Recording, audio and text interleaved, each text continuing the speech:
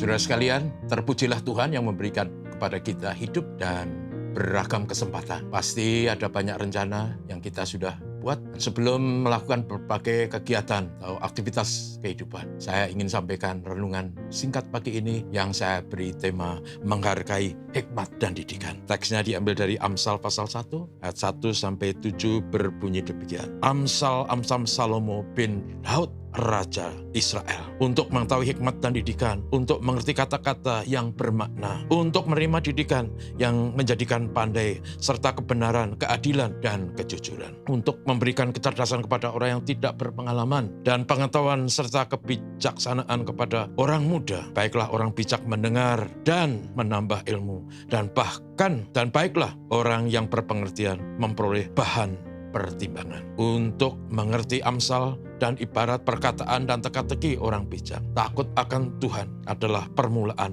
pengetahuan. Tetapi orang bodoh menghina hikmat dan didikan. Izinkan saya membaca bagian terakhir dari ayat 7. Orang bodoh menghina hikmat dan didikan. Saudara sekalian yang kasih, hidup manusia sebagai ciptaan yang luar biasa karena dicipta segambar dan serupa dengan Allah. Hidup manusia dihadapkan dengan berbagai tantangan dan arus kehidupan yang tidak pernah mudah. Ada hal-hal yang bisa kita lihat dengan mata, kemudian kita silau dan menginginkannya. Ada pengaruh-pengaruh yang sampai ke telinga kita, yang kadang-kala membuat kita ragu dan bingung mengambil keputusan. Karena itu saudaraku, betapa pentingnya hikmat dan didikan, supaya orang cerdas menghadapi situasi, menghadapi tantangan, dan bisa memberi solusi dan memilih jalan yang benar. Amsal yang kita baca tadi adalah tulisan Salomo, Raja Israel, anak dari Raja Daud. Dan dia adalah orang yang luar biasa karena dalam sejarah Alkitab dia mempunyai hikmat pengetahuan yang luar biasa. Alasannya adalah pada waktu dia diangkat menjadi raja, dia meminta pada Tuhan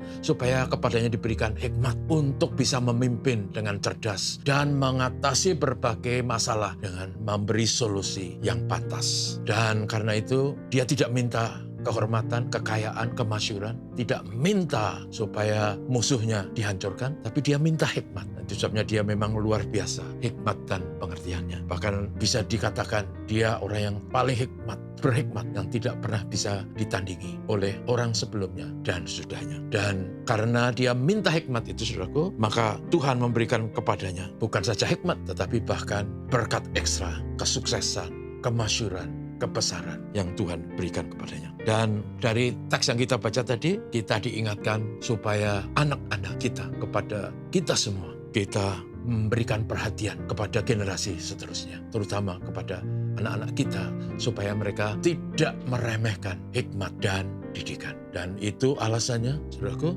dikatakan oleh bagian terakhir tadi, orang bodoh meremehkan hikmat dan didikan. Akhirnya orang yang meremehkan hikmat dan didikan akan membayar mahal, mengalami kesulitan, bahkan kegagalan yang berkepanjangan. Sebabnya saudaraku yang kasih, yang kita harus ingat di sini adalah bahwa anak-anak kita harus diajar untuk takut akan Tuhan. Karena dari Tuhanlah hikmat diberikan. Tapi juga anak-anak kita harus dididik, diajar untuk mau mendengar, untuk mau mengerti, untuk mau menyimpan didikan yang diberikan, supaya anak-anak kita menjadi anak-anak yang punya masa depan. Karena dia tidak mengabaikan hikmat dan didikan. Kita harus siapkan anak-anak kita menjadi anak-anak yang punya masa depan dan mengajar mereka dengan tekun, karena takut akan Tuhan adalah permulaan dari hikmat dan didikan yang diberikan, melengkapi mereka untuk hidup dengan benar. Karena dengan itu mereka tahu kehendak Tuhan dan hidup baik dan benar. Semoga ini bisa kita tularkan kepada anak-anak kita. Karena tantangan memang berat, tapi ada masa depan bagi orang-orang yang berhikmat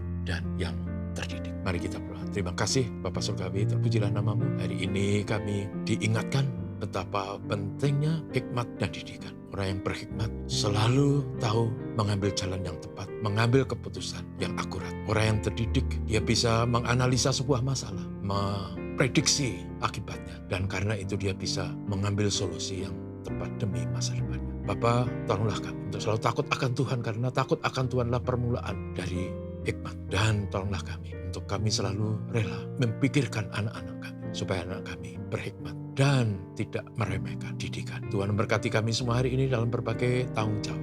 Tuhan menolong kami. Bapa, terima kasih. Dalam nama Yesus kami berdoa. Amin. Selamat pagi.